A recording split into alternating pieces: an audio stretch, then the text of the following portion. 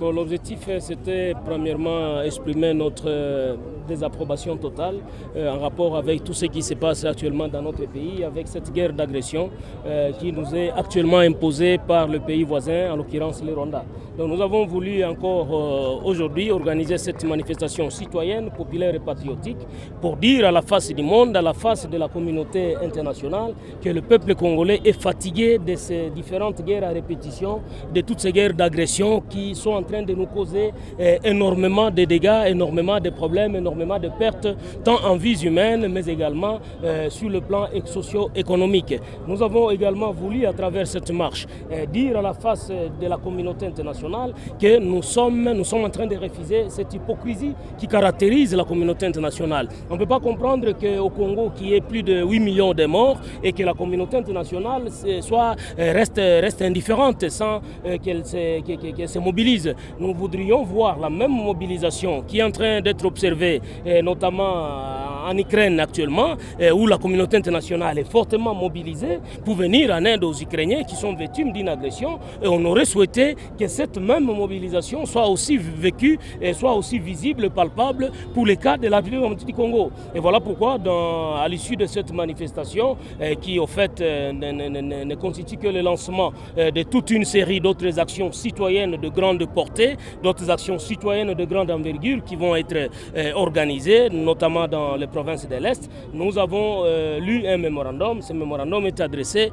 au secrétaire général des Nations Unies parce que nous sommes en train de demander à la communauté internationale, premièrement, de solidariser avec le peuple congolais qui a déjà trop souffert, deuxièmement, à la communauté internationale et au Conseil de sécurité des Nations Unies de prendre toutes les sanctions, toutes les mesures courageuses, et notamment des sanctions contre le Rwanda, contre l'Ouganda et contre les terroristes du M23, au vu de tous ceux qui sont en train de commettre comme crimes de guerre, comme crimes contre l'humanité dans notre pays. Et en troisième lieu, nous avons voulu, à travers ce mémorandum, demander au secrétaire général des Nations Unies et aux Nations Unies de privilégier, d'œuvrer avec force, avec détermination pour que la justice soit rendue. Plus de 8 millions de morts, les Congolais méritent aussi quand même une certaine justice. Et nous sommes en train de plaider pour l'instauration d'un tribunal pénal international sur le Congo et qui aura à s'occuper de tous les crimes qui ont été commis et qui continuent à être commis sur le sol de la République du Congo. Et voilà un peu les grandes lignes de notre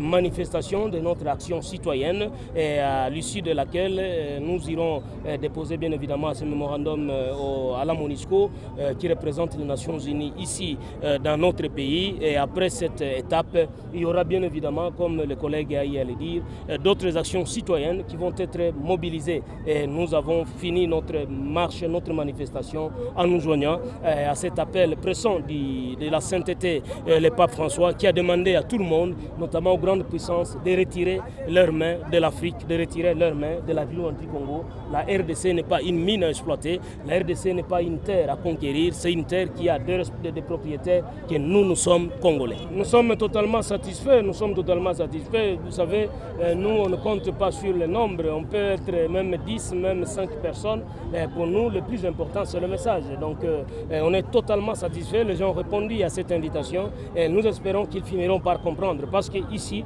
il y en a de ces Congolais qui n'ont pas encore compris, qui n'ont pas encore mesuré la gravité de la situation dans laquelle nous nous retrouvons actuellement. Notre pays n'a jamais été sous menace comme il est actuellement aujourd'hui. La balkanisation est presque déjà dans notre maison. Aujourd'hui, si vous regardez les territoires conquis par les M23, conquis par les Rwanda, et que ce soit dans les Rutshuru ou les Massissi, et vous allez vous rendre compte que la superficie de cet espace constituerait déjà tout un pays. Donc nous sommes déjà en voie d'une balkanisation et si nous ne prenons pas garde, le pays va être éclaté comme ça et au nom de la souveraineté, au nom du droit à l'autodétermination qui juge chaque peuple, nous ne soyons pas surpris que demain nous puissions nous réveiller et entendre que les habitants de Rutshuru, de Bunagana, c'est pas moi de Kishanga, exigent un référendum pour leur autodétermination. Et les jours où ils vont exiger cette autodétermination, au nom de ce principe sacro-saint du droit international, il y aura référendum et ils vont voter massivement oui et on aura une deuxième république au sein de notre république. Donc la situation est extrêmement grave. Il nous revient de nous réveiller, de quitter notre somnolence l'indépendance et de comprendre que c'est une question qui ne doit pas avoir de couleurs. Il n'y a pas de tendance idéologique, il n'y a pas de tendance politique. C'est une question nationale et nous devons nous réveiller et nous sommes en train de remercier la presse. Le travail que vous êtes en train de faire, c'est un travail de titan. Vous nous accompagnez dans ces combats. Vous-même, vous faites partie de la société civile. Donc c'est un combat aujourd'hui. Nous devons nous souder tous, nous devons nous liguer tous pour vraiment barrer la route à ces envahisseurs qui sont très déterminés à en finir avec nous, à en découdre avec nous. Mais la seule façon qui pourra leur barrer la route, c'est la résistance populaire. Voilà le pourquoi de ce lancement de cette campagne de résistance populaire. Mine de rien, les actions comme ça ont toujours eu leur répression. Nous ne devons pas céder au négativisme ou bien au pessimisme et penser que nous sommes en train de perdre notre temps sous ce soleil accablant ici et que vous-même vous êtes en train de perdre votre temps. Il n'y a aucune guerre qui a été gagnée sans la mobilisation de la population. Si aujourd'hui l'Ukraine est en train de résister à la toute grande Russie, c'est parce que l'Ukraine et l'armée ukrainienne a derrière elle le peuple ukrainien. Donc nous devons nous mobiliser et de telles actions, mine de rien, je vous assure, messieurs et dames de la presse, ces actions ont des retombées positives et auront certainement des retombées. Et si Moutebousi s'était retiré de la ville de Bukavu en 2004, c'est notamment parce qu'il y avait eu beaucoup d'actions de mobilisation et de pression. Et nous pensons qu'avec de telles actions, si nous comprenons déjà tous qu'il n'est pas question d'idéologie, ni de tendance, ni d'appartenance, c'est sûr et certain que nous pouvons faire reculer notre ennemi, qui est un ennemi commun. Kwa Kiswahili kiongozi utambie ya uvamizi kuonesha kama Wakongomani tunachoka na vita na kuambia ulimwengu mzima kama tunataka amani iweze kurudia katika nchi yetu.